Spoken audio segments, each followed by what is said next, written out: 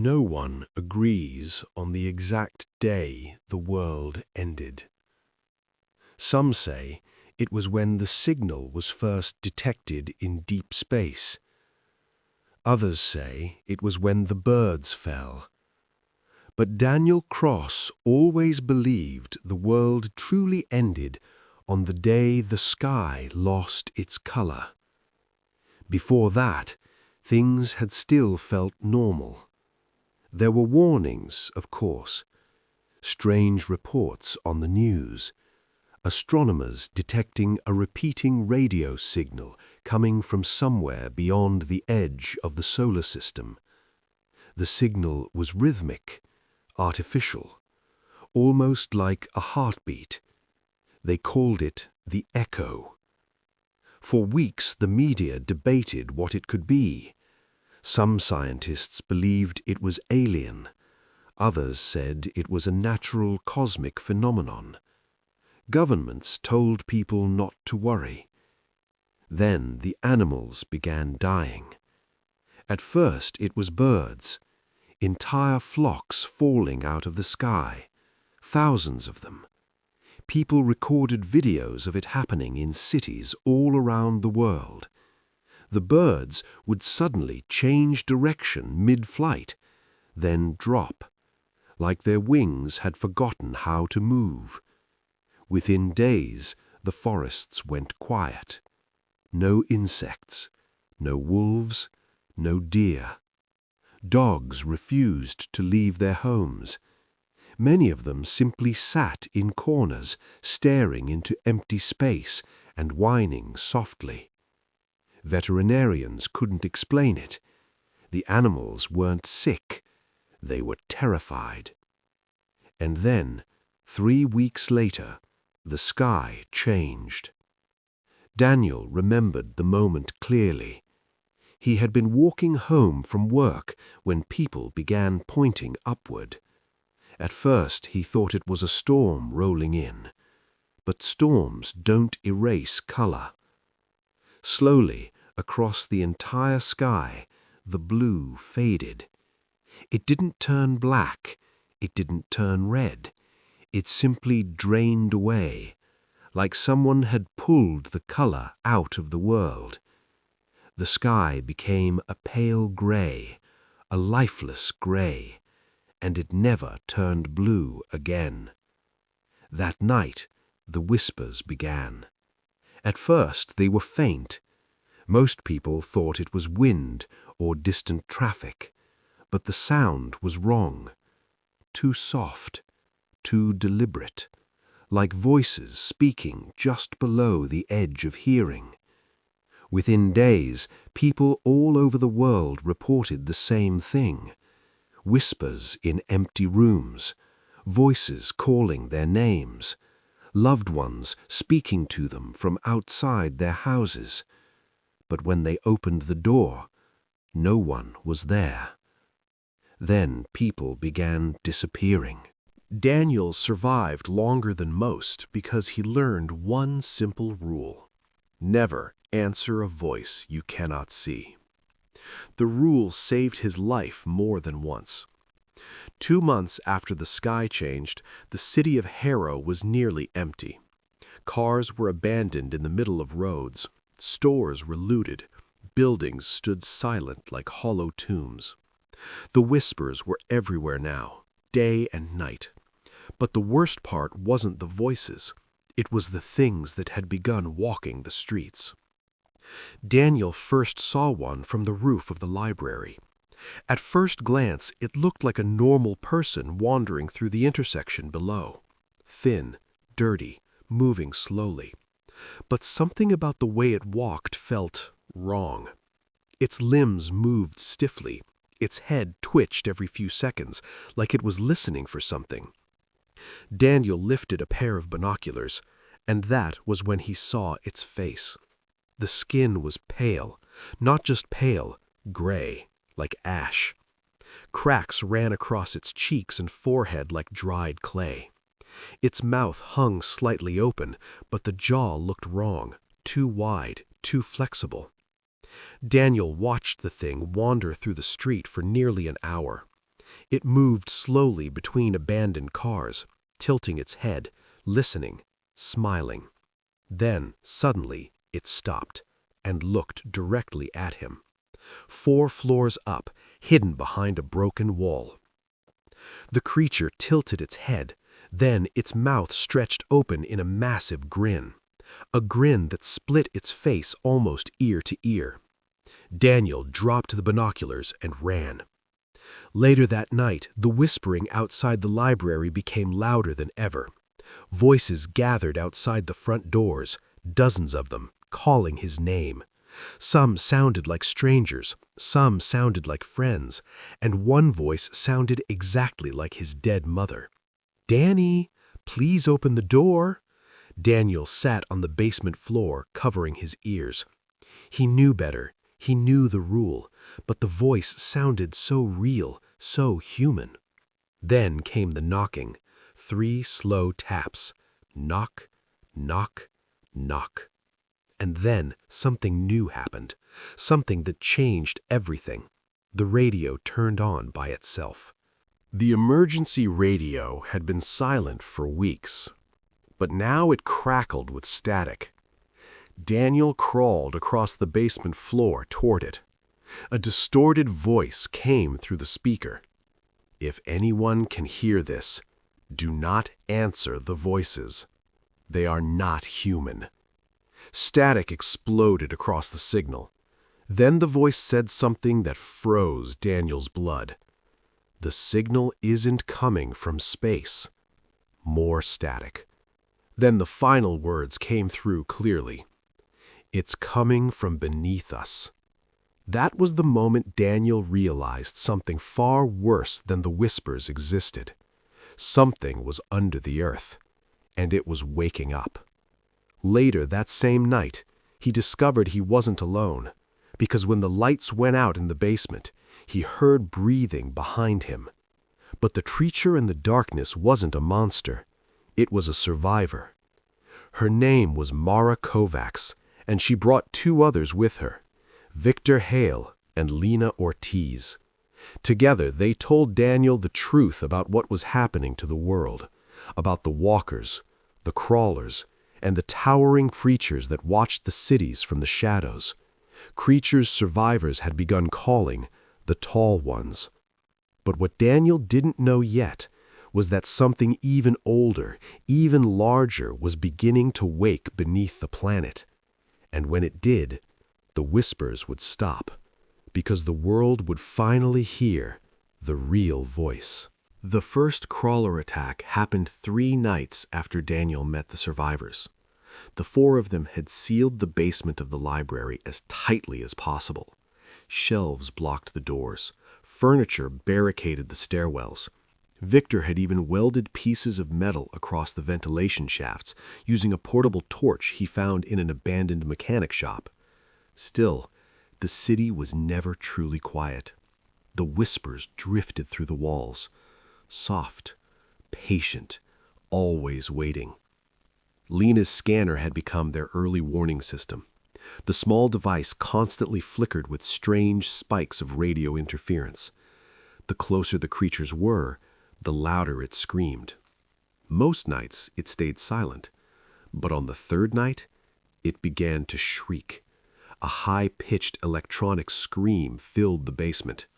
Lena grabbed the device and stared at the display, her face drained of color. "They're below us." Victor grabbed his axe. "How many?" Lena swallowed. "I don't know." Then they heard it, a scraping sound, metal grinding against stone.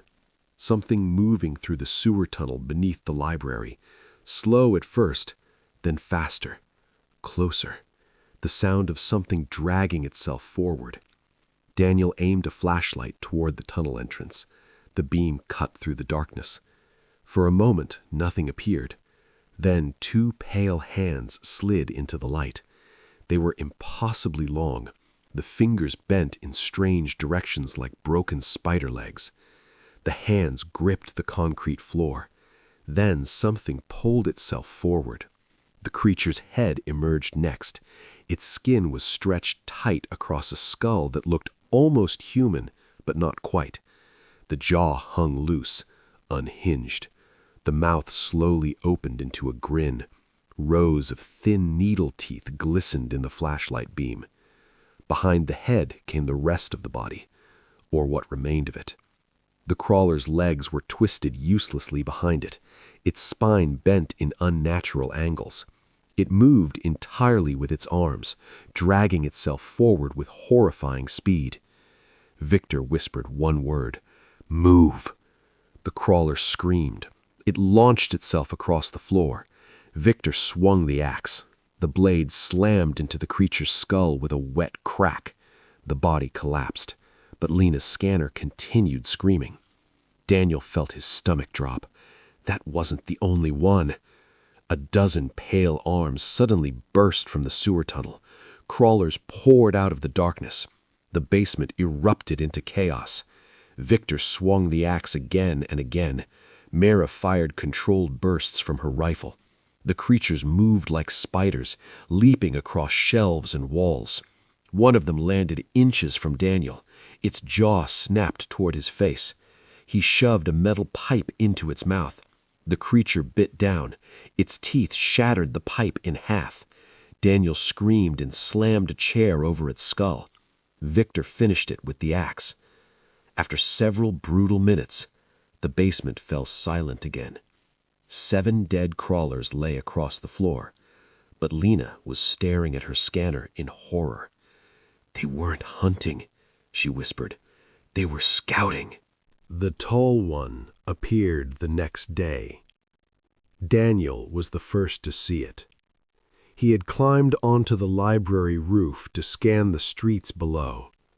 The city of Harrow stretched out like a graveyard of concrete and broken glass. And then he noticed something strange in the distance, a shadow moving between buildings. Too tall, too thin. He lifted the binoculars and nearly dropped them. The creature stood nearly 15 feet high. Its body looked like a stretched human skeleton wrapped in gray skin. Its arms were impossibly long, reaching nearly to the ground. Its head tilted slowly as if listening to something beneath the earth. Then its eyes opened, 2 glowing white points in the distance. The tall one turned toward the library. Even from several blocks away, Daniel felt certain it was looking directly at him. The creature slowly raised one long arm. Then it pointed at the building. Daniel ran downstairs. "They found us." Victor didn't ask questions. He simply grabbed his axe. Mara began packing supplies. "How long do we have?" Daniel asked. Lena looked at the scanner. Her voice was barely a whisper. "Not long." Because the tall ones didn't hunt alone. They commanded the others, and now the entire city was waking up. The survivors escaped the library through the sewer tunnels. Lena led the way using old city maintenance maps she had downloaded before the networks collapsed. The tunnels stretched for miles beneath Harrow. At first, they thought they were alone. Then they saw lights, electric lights, far ahead in the darkness. Victor raised his axe, but when they reached the source of the lights, they froze. An enormous underground chamber stretched before them. Hundreds of people lived there, a hidden survivor settlement. Generators hummed. Barricades guarded every entrance. Armed guards stood watch from metal towers built from scrap. Daniel could barely believe what he was seeing. After months of silence, human voices filled the air again. Children laughed. People talked. For the first time since the sky changed, the world didn't feel completely dead. A man approached them from the crowd. He wore old military gear and carried a shotgun. "My name is Elias Ward," he said. "I run this place." He looked at their exhausted faces. "You're safe here." But the relief didn't last long, because Lena's scanner began to scream again, louder than ever before. Elias frowned. "What is that thing?" Lena stared at the screen in terror. "It's not the crawlers, or the walkers." Daniel felt a cold dread spread through his chest. "What is it?" Lena slowly looked up. "The signal. It's getting stronger." Victor whispered, "From where?" Lena pointed downward, into the darkness beneath the underground city. 3 miles below the city of Harrow, something ancient was waking. Something that had been buried long before humanity ever walked the surface of the planet. The echo signal, the whispers, the creatures. They were only fragments, extensions, like fingers reaching up through the crust of the earth. Because the thing below wasn't a creature. It was something far worse. It was alive, and it was hungry. And now, after millions of years of sleep, it had finally found voices to call back. At first, the underground city felt like salvation. Hundreds of survivors had built something resembling a small civilization beneath Harrow. Metal barricades blocked tunnel entrances, old subway cars had been turned into housing, generators powered dim yellow lights that stretched across the cavern. For the first time in months, Daniel heard laughter. Real human laughter. Children played between stacks of supplies. People traded canned food and batteries. A small kitchen area cooked whatever could still be scavenged from the surface. But the scanner never stopped screaming.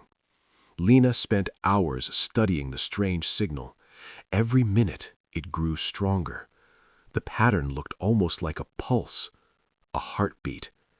Victor didn't like it. "Something's waking up," he said. Elias Ward, the leader of the settlement, disagreed. "We've survived down here for 5 months," he said.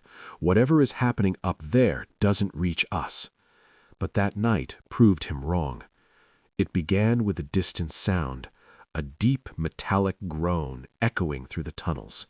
Then the lights flickered. People stopped talking. Somewhere far away, a guard shouted.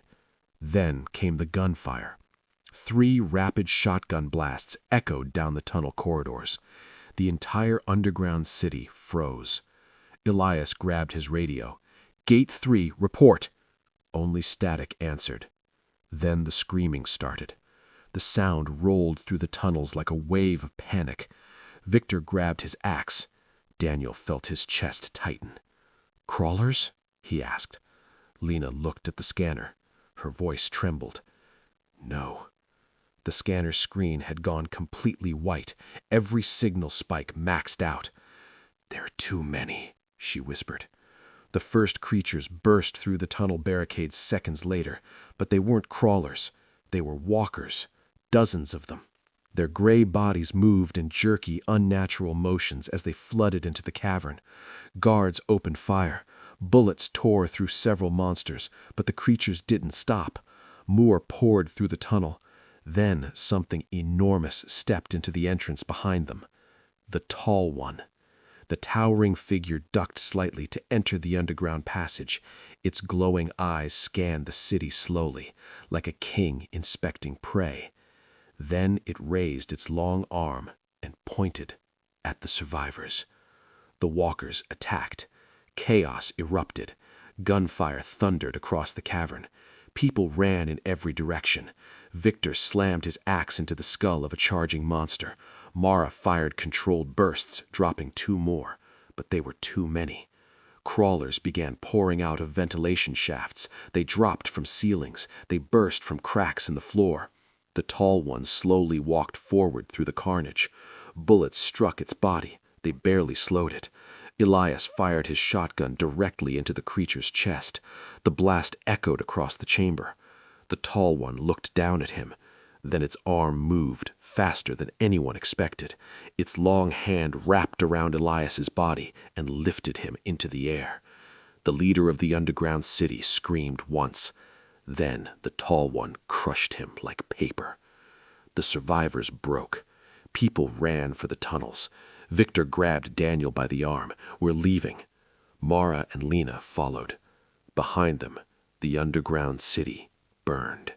The survivors escaped through an old subway tunnel. They ran for nearly an hour before finally stopping. Only 4 of them remained: Daniel, Mara, Victor, Lena. Everyone else was gone. The scanner still pulsed in Lena's hands, but now the signal was clearer, stronger, almost deafening. "It's not random," she said. "It's guiding them." Daniel frowned. "What do you mean?" Lena turned the screen toward him. The signal spikes formed a directional pattern, a map. Something beneath the earth was broadcasting, and the creatures were following it. Victor leaned against the wall. "So where does it lead?" Lena pointed. "To the center of the signal, somewhere beneath the old industrial district." Daniel felt a chill run through him. "That's the deepest part of the city." Mara nodded. "Which means whatever is sending the signal is buried far below." Victor gripped his axe. "Then we go down." The industrial district was a graveyard. Factories stood abandoned. The streets were filled with burned-out vehicles and shattered glass. But the creatures avoided the area. Walkers wandered the outer streets, yet none entered the center, like they feared it. The survivors found the entrance in an old mining facility on the edge of the district. A massive elevator shaft descended into darkness. The scanner nearly exploded with signal spikes. "This is it," Lena whispered. Victor pried open the elevator doors. The shaft dropped hundreds of feet, but an emergency ladder still clung to the wall. Mara looked down. "After you." Victor began climbing. The others followed. The descent took nearly 30 minutes. The air grew warmer, heavier. Then they reached the bottom, and what they found there was impossible. The cavern below the city was enormous, miles wide. Its walls pulsed faintly with dim red light, and at the center, something moved. A colossal mass of living tissue spread across the cavern floor like a grotesque ocean. Veins the size of highways pulsed slowly. The echo signal thundered through the chamber like a heartbeat. Daniel realized the horrifying truth. The creatures on the surface, the walkers, the crawlers, even the tall ones, they weren't invaders. They were cells, extensions of this massive organism. The thing beneath the earth slowly shifted, and then it spoke. Not with sound, but directly into their minds. A single thought echoed through the cavern. "You heard me." Lena dropped the scanner. Daniel felt blood running from his nose. Victor whispered in horror, "How big is that thing?" The answer came instantly. "The world is my shell." Mara slowly raised her rifle. "It wants something from us," she said. Daniel felt the thought forming again inside his skull. "Join me. Become voices." Victor shook his head. "Not happening." Lena stared at the living mass. Then she saw something buried within the organism's flesh. A machine. Old. Rusting. A deep drilling device left behind by humans decades ago. Its reactor core was still intact. "If we overload that," she said quietly, "we might kill it." Victor grinned. "Now that's a plan." But the organism already knew. The cavern shook. From the darkness above them, hundreds of crawlers began descending the walls. The final battle for humanity had begun. The cavern began to tremble. Hundreds of crawlers spilled down the walls like a living avalanche of pale limbs and twisted bodies. Their long arms scraped against the rock as they descended toward the 4 survivors standing beside the ancient drilling machine. Victor gripped the fire axe tighter. "Well," he muttered, "this is going to get ugly." Mara checked the remaining rounds in her rifle. "Daniel," she said calmly, "you and Lena get that reactor open." Daniel stared at the towering wall of monsters climbing toward them. "And you two?" Victor smiled grimly. "We'll buy you time." The crawlers hit the cavern floor. Their mouths opened wide as the whispering filled the air again, thousands of voices speaking in unison. "Join us! Join us! Join us!" Victor roared and charged. His axe crashed through the skull of the first crawler. Bone cracked. The creature collapsed instantly. But another leapt over its corpse, then another, and another. Victor fought like a storm. The axe rose and fell again and again. Mara's rifle thundered beside him, each shot dropping another creature. But the crawlers kept coming. Daniel forced himself to look away. "Daniel! Lena! The reactor!" The rusted drilling machine loomed beside them like a forgotten giant. Panels hung loose from the sides. The old reactor core sat inside a cracked metal casing. Lena pried open the panel with a crowbar. Sparks flickered from the damaged electronics. "It still has power," she said, "but we'll have to overload it manually." Daniel looked back. Victor was already bleeding from several deep cuts across his arms. Mara was down to her last magazine. The crawlers were getting closer. "How long?" Daniel asked. Lena swallowed. 5 minutes. The cavern pulsed. The massive organism beneath the planet shifted. Its voice exploded through their minds again. "Stop!" Victor staggered. Mara dropped to one knee as blood ran from her nose. The creature spoke again, louder, deeper. "You are mine." The crawlers suddenly froze. Every monster stopped moving at once. Their heads slowly turned toward Daniel and Lena, waiting, listening. The creature was deciding something. Daniel felt the pressure inside his skull building. The voice spoke again. "You are different. You hear me. You can join me." Daniel realized the horrifying truth. The whispers hadn't just been a lure. They had been searching, testing, looking for minds strong enough to survive the signal.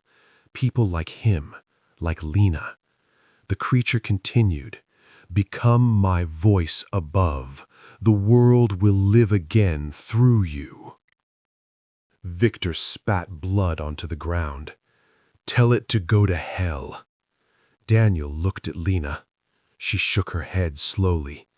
"No one should have that power." She turned back to the reactor. "I'm almost done." But the creature had already decided.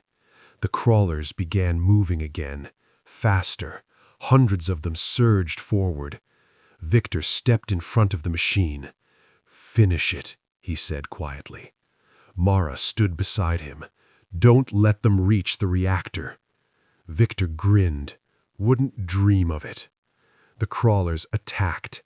Victor's axe swung in wide arcs. Mara fired her last bullets, but the swarm was endless. One crawler leapt onto Victor's back. Another grabbed Mara's arm. Daniel shouted, but there was nothing he could do. Victor roared as he drove the axe into the skull of the creature clinging to him. Then 3 more crawlers tackled him to the ground. Mara kept firing even after her rifle clicked empty. A monster tore the weapon from her hands. She never stopped fighting. Daniel looked away as the swarm closed over them. "Daniel," Lena shouted, "it's ready." The reactor core glowed bright blue now. Energy surged through the cracked casing. "How long?" Daniel asked. 30 seconds. The crawlers were rushing toward them now, dozens of pale bodies climbing over the remains of Victor and Mara. The creature beneath the earth screamed inside Daniel's mind, "Stop! You will kill us all!" Daniel stared at the massive living organism filling the cavern, the thing that had controlled the whispers, the thing that had destroyed the world. He whispered quietly, "Good." He grabbed Lena's hand. "Run!" They sprinted toward the tunnel ladder. Behind them, the crawlers howled. The reactor began to overload. Daniel and Lena climbed the ladder as fast as they could. Halfway up the shaft, the explosion came. A blinding flash of light erupted beneath the city. The ground shook violently. A thunderous roar echoed through the tunnels. The organism beneath the earth screamed. The sound wasn't heard with ears. It shattered minds. The explosion ripped through the cavern. Flames surged upward through the shaft. Daniel and Lena barely made it out. They collapsed onto the factory floor above as the ground behind them collapsed inward. The entire industrial district sank into a massive crater. For a long moment, there was silence. The whispers were gone. The walkers in the streets outside fell motionless. The crawlers stopped moving. The tall ones collapsed like broken statues. The signal had died. Weeks later, the sky slowly began turning blue again. For the first time in months, birds returned. The whispers never came back. Most of humanity was gone, but not all. Small groups of survivors began emerging from hiding across the world. Daniel and Lena helped rebuild the first settlement on the ruins of Harrow. But sometimes, late at night, Daniel still thought he could feel something deep beneath the earth, something far below the planet's crust, something ancient, something wounded, waiting. Because the echo signal had stopped, but no one could be sure whether it had truly died or simply gone quiet again.